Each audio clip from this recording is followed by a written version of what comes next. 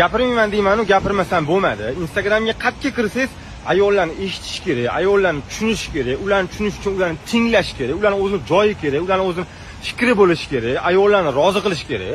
Qachondan beri bir ummatning farzandi, bir O'zbekistonning o'g'loni, bir musulmon inson, bir erkak kishi xizmat qilib, maqsad qilib, da'vo dard qilib, bitta xotinni rozi qilishga, bitta xotinning nafsini qondirishga umrini sarflaydigan bo'lib qoldi. Qachondan bu narsa paydo bo'ldi? Nima uchun nafs davomman aytaymi? Ayollarni biz eshitmadikmi? Biz eshitdik. Ayollar, masalan, men eshitayotgan. Shu vaqtgacha sizlar uzoq yillar, ming yillar nonni qo'lda yopardinglar. Hozir magazindan olib chiqilyapti. Sutni qo'lda sog'ardinglar. Hozir magazindan olib chiqilyapti. Xamirni qo'lda qilardinglar. Hozir magazindan olib chiqib berilyapti va buni erkakni cho'mchagidan qilyapti. Ayollarni eshitmayapmizmi? Kirni qo'lda yuvardinglar. Hozir mashina yuvyapti. Parashokini ham, tokini ham erkak kishi to'layapti.